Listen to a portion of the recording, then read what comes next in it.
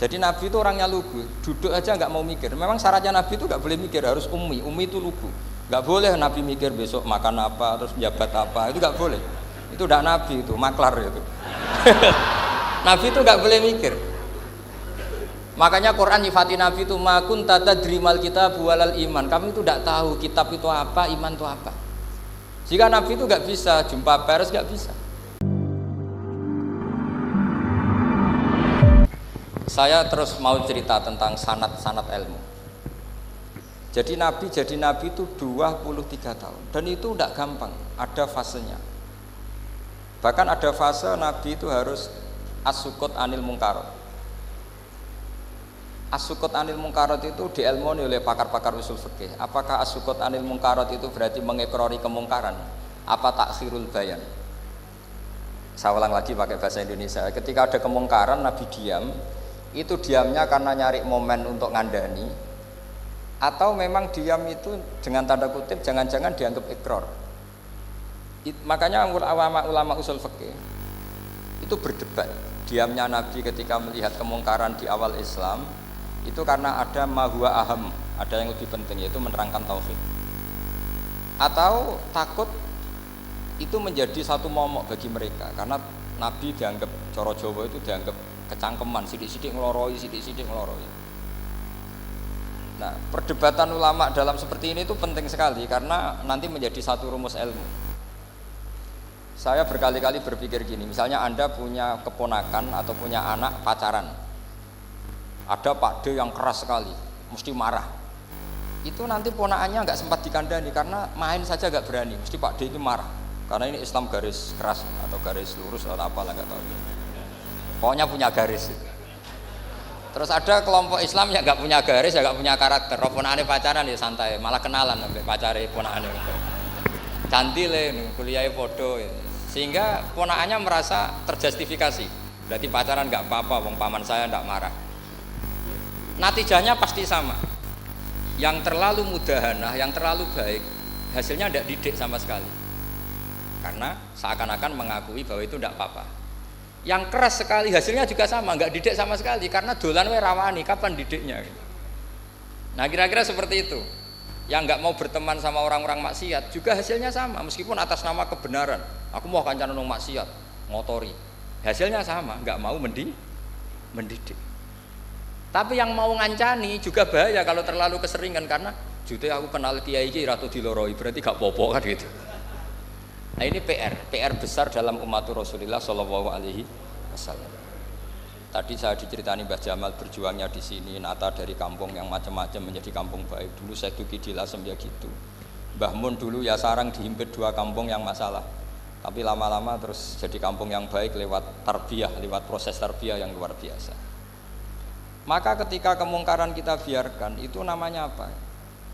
Namanya itu kalau dalam usul fikih itu takhirul bayan. Apa? Mengundurkan, memberi apa? Penjelasan. Karena sekali tidak dengan definisi ini nanti takutnya dianggap al-iqrar alal mungkar, dianggap mengakui kemungkaran.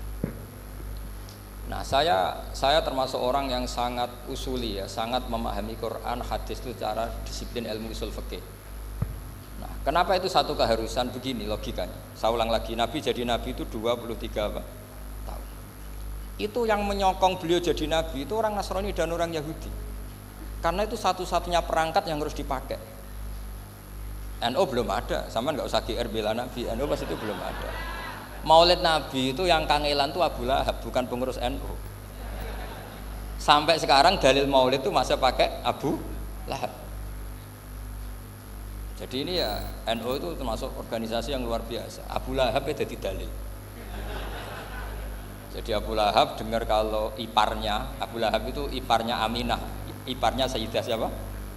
Dengar Aminah lahir, nggak punya suami, saking senengnya candalemnya beliau, namanya Suwaibah, itu dimerdekakan. Ya setidaknya untuk hari Senin tak sebut beliau lah, karena pas soleh. Nanti Selasa Rebus dan itu dimerdekakan. Saya yang kiai kecil saja nggak bayangkan kalau pagi-pagi tidak punya anak dalam yang bikin kopi siapa, yang mencucikan siapa, yang nyapu rumah siapa. Tapi Abu Lahab saking senengnya punya ponakan itu dikasihkan, sudah Suwaibah kamu pakai saja. Sudah biar melayani kamu, ngurusin kamu. Jadi saya bayangkan hari itu Abu Lahab itu mungkin bikin kopi sendiri, nyapu sendiri demi ini. Nah itu sama Allah dikenang sehingga yukhaffafu anul adzabu yaumal isnan, itu masyhur. Idza kana hadza kafiron jaa dhammuhu bitabbat yadahu fil jahimi mukhal lada ata annahu fi yaumil isnaini daiman yukhaffafu anhu lisururi bi ahmada famadzannu bil abdil ladzi kana umruhu bi ahmada masruran wa mata muwahhida. Ini Abu Lahab yang kafir, hormat Maulidur Rasul saja dapat takhfiful adab, apalagi yang mukmin. Jadi itu satu-satunya dalil maulid, itu dalilnya Abu Lahab. Ya makanya terus kita itu dibully sama kelompok sebelah, dalil kok Abu Lahab. Tapi saya pastikan awal Islam itu yang menjadi perangkat nubuah itu hanya Yahudi dan Nasrani. Karena yang lainnya nggak tahu Nabi itu apa. Saya beri sedikit cerita, Nabi itu umur anggap saja kita ikut kaul yang 12 tahun saja. Sebetulnya ada beberapa perdebatan, yang bilang 9, ada yang bilang 12. Tapi yang debat tidak usah didengerin, sama-sama nggak tahu kok ngotot. Kadang orang debat ya lucu, sama-sama nggak tahu kok ngotot. Anggap saja 12. Nabi datang ke Syam, Syam itu ya sekitar Syria, Lebanon, Palestina itu Syam. Itu pertama yang tahu kalau beliau Nabi itu ya rohib. Rohib itu terjemahnya ya pendeta. Rohib, Bukhaira nemuin Abu Thalib, itu siapa? Ini anak saya. Terus ditanya lagi, ini siapa? Ini anak saya. Sampai 3 kali. Terus sampai Abu Thalib itu agak tersinggung. Memangnya masalahnya apa kalau dia anak saya? Terus Ibu Bukhaira bilang gini, semua alamat Nabi pada anak ini itu ada semua, kecuali kecelakaannya satu, anak kamu. Loh, memangnya masalahnya apa? Karena alamatnya Nabi di Taurat dan Injil itu yatim, sementara ini punya bapak kamu, ini masalah. Jadi dilihat macanya sudah memenuhi kriteria, semua memenuhi kriteria kecuali satu, karena punya bapak Abu. Akhirnya Abu Thalib ngaku, ndak, ini ndak anak saya, ponakan saya. Akhirnya diketahui kalau ini benar-benar calon Nabi. Pertama yang tahu siapa? Pendeta. Karena yang punya khazanah kitab samawi itu ya para orang Nasrani dan Yahudi. Sehingga Al-Quran meskipun pada akhirnya ngeritik Yahudi Nasrani itu, tapi nggak bisa nggak bicarakan Yahudi dan Nasrani. Karena satu-satunya yang masih punya kitab samawi itu Yahudi dan Nasrani, meskipun sebagiannya sudah dirubah-rubah. Alamat pertama itu seperti yang diceritakan di berjanji, afi ainaihi humratun, matanya dilihat. Terus perlakuan pohon, saya pernah di pohon itu, pohon nubuah, itu umurnya ribuan tahun. Itu kalau Nabi duduk misalnya di arah barat, matahari dari barat, normalnya kan kena kesetrong matahari. Itu yang rubah itu dahannya. Jadi Nabi itu orangnya lugu, duduk aja nggak mau mikir. Memang syaratnya Nabi itu nggak boleh mikir, harus ummi itu lugu. Nggak boleh Nabi mikir besok makan apa, terus jabat apa, itu nggak boleh. Itu udah Nabi, itu maklar itu. Nabi itu nggak boleh mikir. Makanya Quran nyifati Nabi itu makun tata drimal kitab walal iman. Kami itu tidak tahu kitab itu apa, iman itu apa. Jika Nabi itu nggak bisa jumpa pers, nggak bisa. Nabi kok memaklumatkan wah saya tadi malu, nggak bisa. Nabi itu justru bagus keliru pertama jadi Nabi. Nabi pertama ketemu Jibril itu dikira malakul maut, dia lari ketakutan. Zamiluni Khotijah, saya ini takut, itu tadi ada malakul maut, saya takut. Sama Khotijah dikemulin. Jadi Nabi itu nggak tahu kalau itu malaikat siapa? Jibril. Jibril nggak bisa dia kenalan nggak di seminar. Ini malaikat Jibril pernah kuliah di sini, nggak bisa seperti itu. Jibril itu ya aneh. Pertama ketemu Nabi, Iqra ya Muhammad, kamu harus baca ini. Kata Nabi, Nabi Qur'an, saya tidak bisa baca. Harus bisa. Dipaksa sampai 3 kali. Nabi tetap jawab, saya tidak bisa baca. Terus kata Nabi kenangnya, Toni, saya didekap, kamu harus bisa baca. Setelah baca dilepas, Nabi lari pulang. Pulang terus bilang ke istrinya, Zamiluni. Ini secara nahwu agak aneh karena mukhatabahnya perempuan satu, harusnya Zamilini. Kalau untuk perempuan harusnya idribi ya, unsuri gitu. Tapi karena Khadijah dihitung ahl itu keluarga, maka Nabi pakai khitab mudzakkar jamak Zamiluni. Jadi Nabi nggak tahu kalau pertama jadi Nabi. Karena syaratnya Nabi harus ummi. Justru karena Ummi itu orisinil, semua yang dikatakan Nabi pasti dari wahyu. Nah, sing tadi Nabi sampeyan mikir, saya besok ngomong apa ya supaya orang tertarik. Makanya kamu gak akan jadi Nabi. Selain sudah ditutup juga bahaya ini karena tadi. Makanya saya ngaji itu ya sekenanya saya tidak pernah ngaji itu mikir. Karena ngaji itu menarik ndak itu terserah nasib. Kalau nasib sedang baik, kamu tidak paham gini, wah Gus Baik ilmunya tinggi sampai kita tidak paham itu kalau nasib sedang baik. Kalau nasib tidak baik, ngomong sudah enak apa, sebulet tuh. Jadi sebetulnya ini masalah qalb. Allah yang muqallibal qulub. Kayak kamu kelihatan serius itu kalau nasib sedang baik dianggap pemikir. Kalau nasib sedang nggak baik, wong kok merengut terus, mesti begitu. Kalau kamu nasib baik, sering guyon, mesti orang komentarnya alhamdulillah itu ceria, gampang syukur. Kalau nasib nggak baik, kiai kok guya-guyu, jelas kan gitu. Sehingga Nabi itu memang nggak boleh mikir.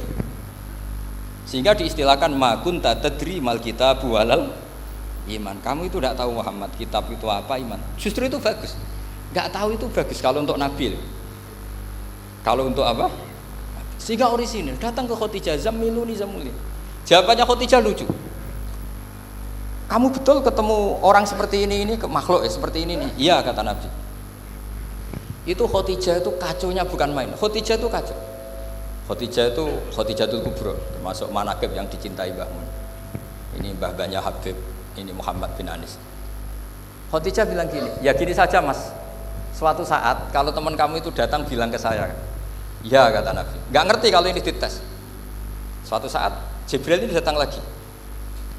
Nabi juga, ini loh temanku. Kalau bilang Jibril itu ini temanku datang lagi. Khadijah fahasarat an fakhidiha. Masyhur itu di riwayat. Apa pahanya agak dibuka. Mas, temanmu masih, weh lari katanya.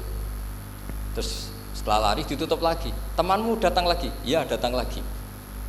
Absyir ya Muhammad, kamu harus senang. Itu benar-benar kamu itu nabi. Jadi Khadijah punya sekian definisi. Kalau nabi betul itu melihat apa malaikat betul itu melihat aurat itu pasti lari. Jadi dibuka. Ternyata Jibril lari. Khadijah ini tidak tahu, yang tahu nabi. Nabi ya nggak tahu kalau dites. Kalau nabi tahu, oh kok ngene nak dites ya.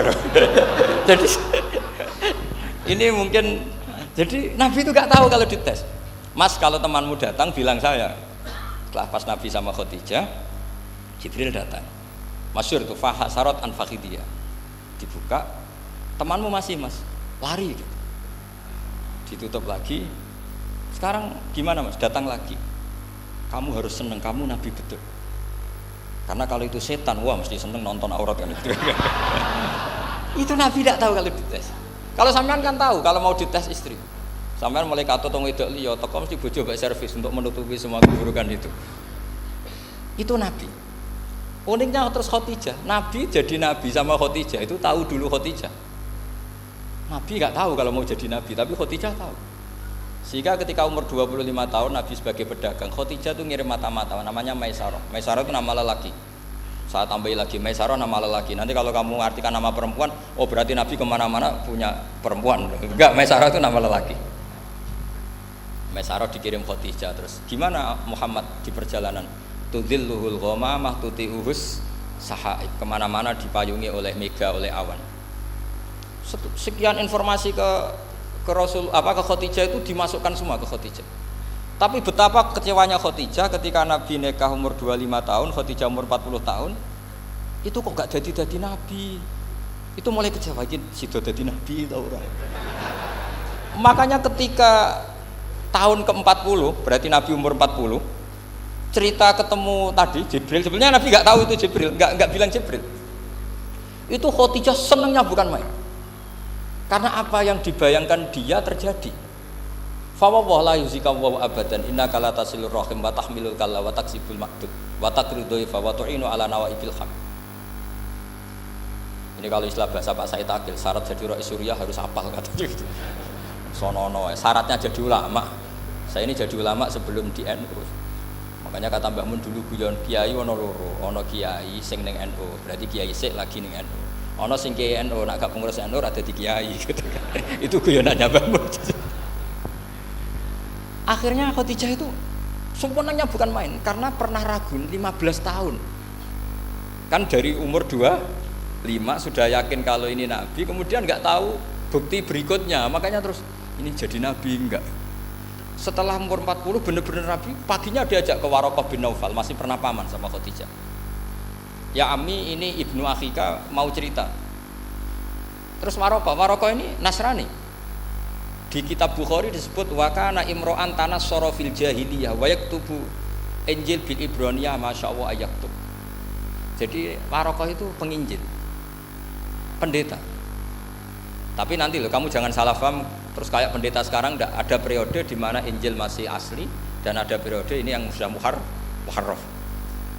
Itu kan ya itulah khasnya ulama sudah. Akhirnya Waraqah tanya, kamu ngomong saja ya Ibnu Akhi, manggilnya seperti itu. Akhirnya Nabi cerita ketemu Jibril, sebenarnya beliau nggak tahu itu Jibril cerita. Terus kata Waraqah, hadan namus alladzi ja'a bi Musa, masih pakai bahasa namus, hadan namus alladzi ja'a bi Musa. Itu namus semacam malaikat yang mendatangi Musa. Terus uniknya Waraqah bilang gini, wa iyudrikni yaumuka ansuruka nasron mu'azzaron. Andaikan saya menemukan hari ketika kamu jadi nabi, akan saya bela mati-matian. Kapan itu paman? Khina yukhrijuka kaumu, ketika kamu diusir oleh kaum kamu. Nabi sebagai orang baik, makanya GR jadi orang baik itu ya boleh. Nabi sebagai orang baik itu tanya, awamu khrijiyahum. Kalau kiye-kiye mana nih awamu khrijiyah ana ta iku wong sing ngetokno ingsun hum ta kaumi. Masa saya nanti diusir kaum saya? Saya ini termasuk keluarga terhormat, perilaku saya baik. Masa saya nanti diusir? Terus kata Waraqah, tidak ada seorang pun yang jadi nabi kecuali nanti ngalami diusir. Jadi yang tahu mau diusir itu ya Waraqah. Nabi malah tanya, masa saya nanti diusir? Karena tadi syaratnya Nabi harus ummi itu keibu-ibuan. Jadi nggak tahu. Tapi nggak tahu di Nabi itu sifatu madkhin, sifat pujian, bukan sifatu naqsin, sifat apa? Kekurangan. Akhirnya Nabi mulai sadar, wah ini jadi Nabi tenan kan gitu.